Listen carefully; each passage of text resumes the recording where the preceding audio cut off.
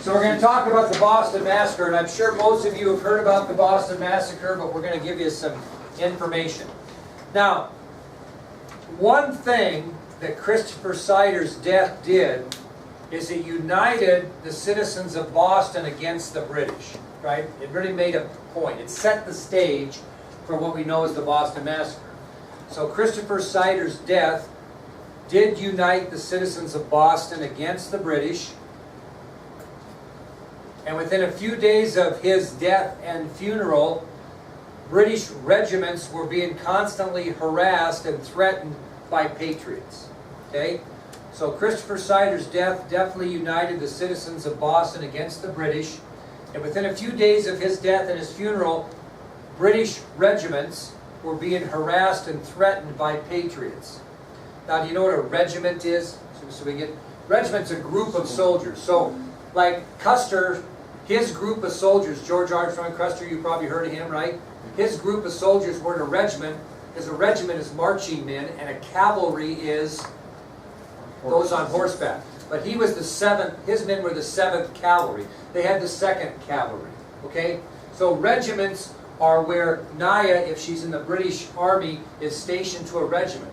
The 39th Regiment, the 2nd Regiment, whatever. So they're groups of soldiers under the command of someone, and they have the name of a regiment. So there are many different regiments in Boston, many different groups, okay? And they're being harassed and threatened by the Patriots. And the Patriots would constantly pelt the British soldiers with snowballs, with rocks, with snowballs, with rocks inside of them. They threw other objects at them as well. They would insult the soldiers by calling them, like we talked about, redcoats, lobsters, bloodybacks. So these British soldiers who they didn't like in Boston, remember, you had 4,000 of these soldiers, 1-to-5 ratio. So it'd be like having 80 police officers in this school, and they weren't very welcome. So these patriots, or radical colonists, were constantly insulting the soldiers, calling them names, throwing snowballs at them, throwing rocks at them, throwing ice at them, you know, throwing any other object at them, and just constantly harassing them. Okay? Well, this agitation caused great friction between the colonists and the British soldiers. And it's eventually going to end up resulting in one of our most infamous times in history, which is known as the Boston Massacre. So this constant friction between British regiments or British soldiers and the colonists, patriots, in other words the rebels, so to speak, would cause an instance we know as the Boston Massacre, which was one of the most infamous events in American history. And it all starts on March 5th, 1770. It all starts on March 5th, 1770.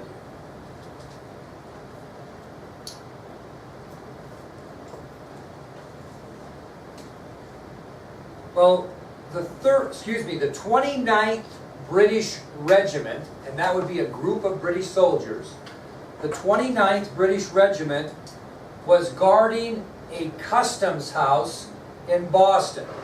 And a large crowd of patriots gathered around the 29th Regiment while they were guarding this customs house. So on March 5th, 1770, a large crowd of colonists in Boston gathered around soldiers of the 29th British Regiment who were guarding a customs house.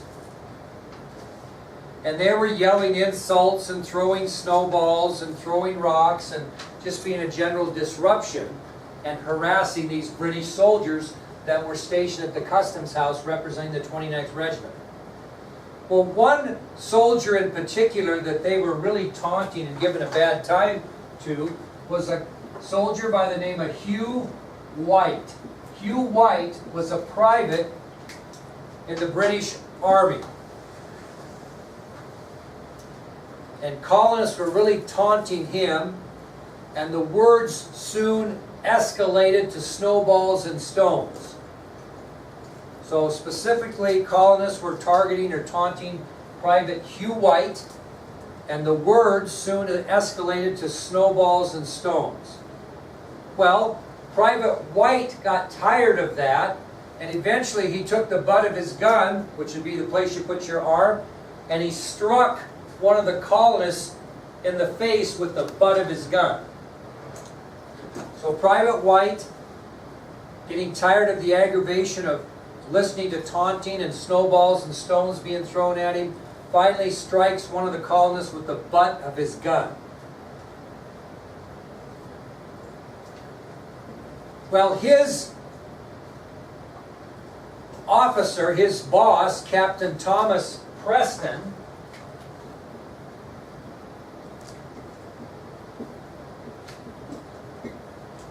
Private White's commander, Captain Thomas Preston, rushes to White's defense and brings several other soldiers with him. So Captain Thomas Preston is seeing that there's a disturbance or a hassle over with Private White, and he immediately rushes to White's defense, and he brings several other British soldiers with him. Well, as these British soldiers come over to White, what happens on the other side? More what gather? Colonists, okay? So as more colonists gather, all of a sudden someone throws a piece of ice and it knocks down Private Hugh Montgomery to the ground.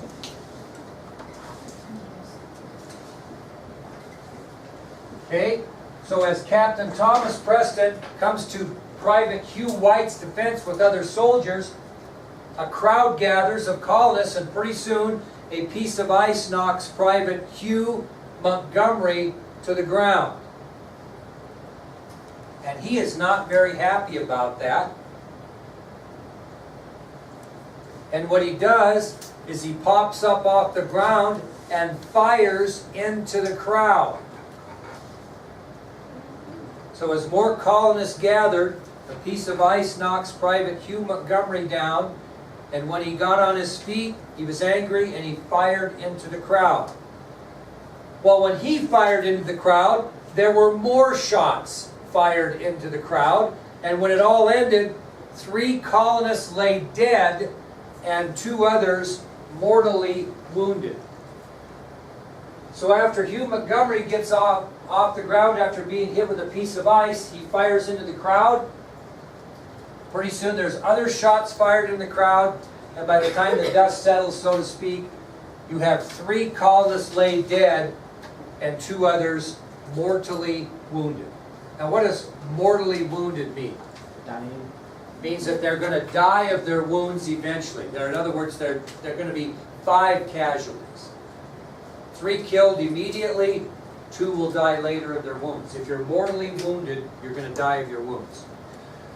Well, of the 5 that were killed in this action, one of the most noted, or one that's most talked about, was a fellow by the name of Crispus Attucks, which is on your ID sheet. Crispus Attucks was one of the 5 that resulted in death by this event in Boston on March 5th, 1770. What's the reason why we note Crispus Attucks and really don't note the others that much? Anybody know that? Anything about Crispus Attucks?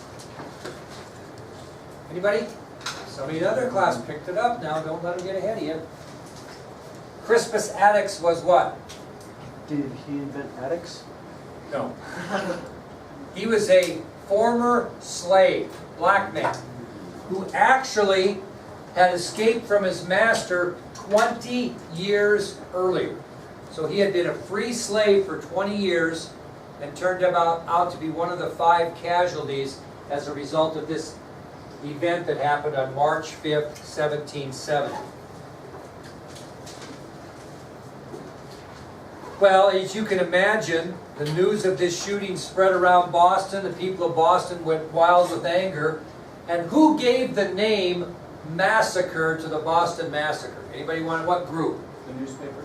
That's a great guess. And actually, Sully guessed the same thing today. And the newspapers might have got word of it. It's because this group was the one that officially called it a massacre. Was it the Sons of Liberty? Sons of Liberty. Very good, Gabe. They referred to that the actions of the British soldiers as a massacre. The media grabbed onto it, like Jaden said, and pretty soon this gets the name the Boston Massacre.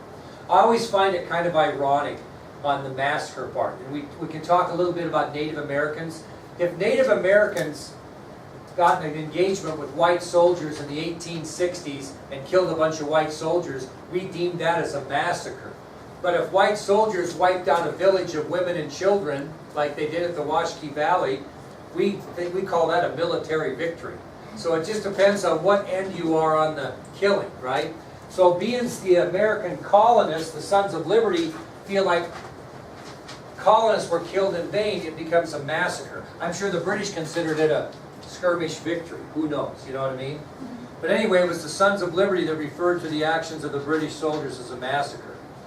Well, you're the Patriots of Massachusetts, Kyra, and you've heard all about this. What are two things you're going to demand that happen immediately after this?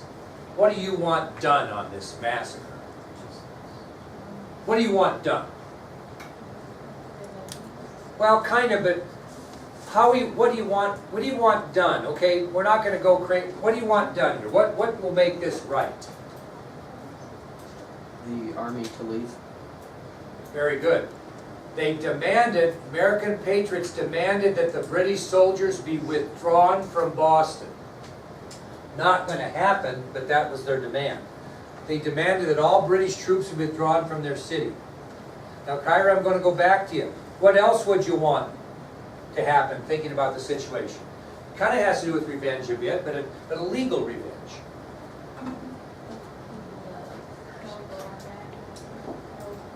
What about it? The British soldier that killed the Crispus guy or the other people that killed that guy. Okay, she's getting on the right track. They want justice for those 5 that were killed. And so they want the British soldiers that were responsible for killing those 5 people to be charged and put on trial. Okay? So the second demand that Patriots of Massachusetts made is they wanted the British soldiers responsible for the deaths of those 5 men to be put on trial for murder. And they were. They actually were. Okay? So they didn't pull the troops out of Boston, but they did put the British soldiers on trial. Anybody want to guess who their defense lawyer was? What? John Adams. Who's John Adams? The guy. Founding father. Wasn't he a colonist though? He was, and what else did he end up being? A founding father. He was a lawyer with this time. He was a founding father because he eventually became what? A president. So that doesn't make any sense that John Adams would. Yes, it does. Actually, it was John Adams. Very good, Ms. Chamberlain. They were defended by patriot lawyer John Adams, who eventually would become the 2nd president of the United States. So who's the deck stacked against? John Adams. Why? Because they want. That wasn't the angle I was looking for, but I think you'll pull it off. Go ahead. They wanted justice for the murder, and John Adams wanted the trial to be fair. My God, we are really getting good in here. Most people think that deck would be stacked against those British soldiers because we got our own patriot lawyer that's going to defend them. That'll be easy. You're exactly right, Gabe. Even though he had no sympathy for those guys, he was a professional lawyer. And he believed strongly that every person was entitled to a fair trial. So he defended those British soldiers professionally, like he should have. He didn't have any bias, but that's great how you picked that up, you guys, because most people would think that this would be a slam dunk the other way, that he won't try very hard and get these guys convicted, and killed, and everything else, right? Yeah, that's what you think, but John Adams did not feel that way. Hello? I do? Okay, I will. Thank you. Mr. Lawton, you have an orthodontist appointment you got to go to. So anyway, John Adams will defend these guys, and he will be professional, and he will do his best for them. Well, in the end, there were 8 British soldiers on trial. 8. There were 8 British soldiers on trial. You think Hugh White was one of them? Huh? Sure he was. How about Thomas Preston? Yeah. Sure. How about Hugh Montgomery? Yeah. Sure he was. Those were 3 of the 8. Well, in the end, 6 of the 8 soldiers were acquitted of murder. Which means what? Found Not guilty. not guilty. 6 of the 8 were acquitted of the murders. Which leaves how many? 2. The other 2 were found guilty of manslaughter, which is a lesser charge. In other words, if you are murdering somebody, the sentence, the punishment's going to be harsher than manslaughter. The 2 that were found guilty of manslaughter were Hugh Montgomery and Private Matthew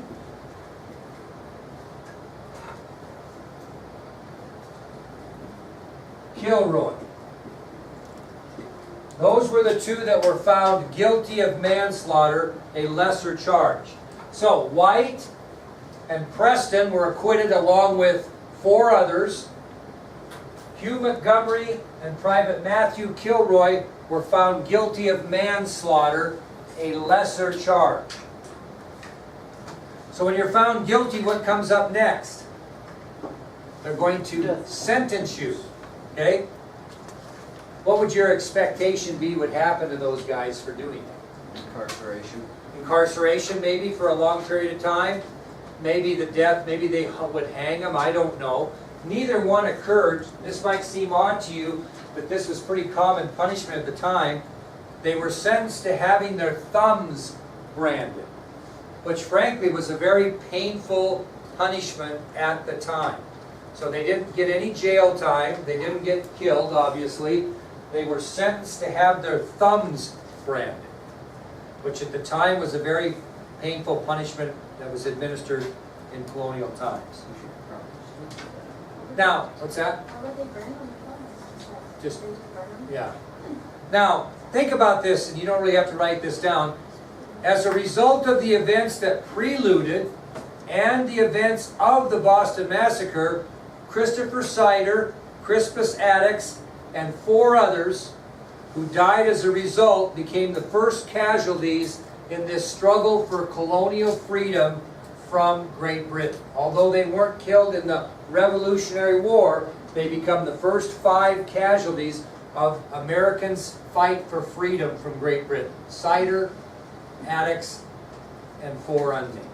Okay? Any questions on the Boston Massacre at all? Well, that will take us to our next subtopic then, which is the British repealed the Townshend Acts. The British repealed the Townshend Acts. Now, really, what made up the Townshend Acts? Carla, what 2 things, give me one of the 2 things that made up the Townshend Acts. One was okay and one was not, according to Collins. What was the first part of the Townshend Acts that actually they probably would have lived with? It placed taxes on everyday items. That came imported in from Great Britain. The second part of that they didn't like were the writs of assistance or the search warrants. Okay?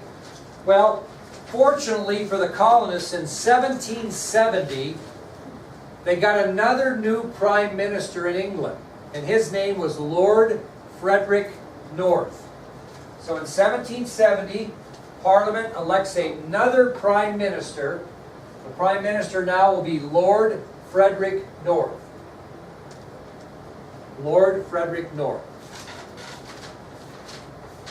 Now, Lord North was a wise man, and he could see the growing gap between the colonists and the British government. He could see it just getting wider and wider and wider. And he could tell that that was not going to be a good thing. So he urged Parliament to repeal the Townshend Acts to try to get this gap between the colonists and the British government, to get lesser and lesser and lesser. But what was the real key? Why did they really repeal the Townshend Acts? Yes? Non-importation. Absolutely, because of the non-importation agreements that were once again ruining the business of British merchants. Now, Parliament even went as far to repeal the Townshend Acts and the Quartering Act of 1765. So they repealed both of those, which really did improve relations between the colonies and the British government for almost 3 years. Things were pretty peaceful for almost 3 years. So, in 1770, Lord Frederick North assumes the Prime Minister position in Great Britain. He sees a huge gap between the American colonists and the British government widening. He decides that it'd be good to do something that would shorten that gap. On top of that, the non-importation agreements were just killing the businesses of British merchants. And as a result, in 1770, the British Parliament repealed not only the Townshend Acts, but also the Quartering Act of 1765, which the repeal of these two laws really reduced the conflict for almost 3 years. Yes, you may. You're generally, we don't do that, right? Now, on June 9th, 1772, we're going to have another conflict between colonists and the country of Great Britain, which leads us to our next subtopic, which is what, Navy?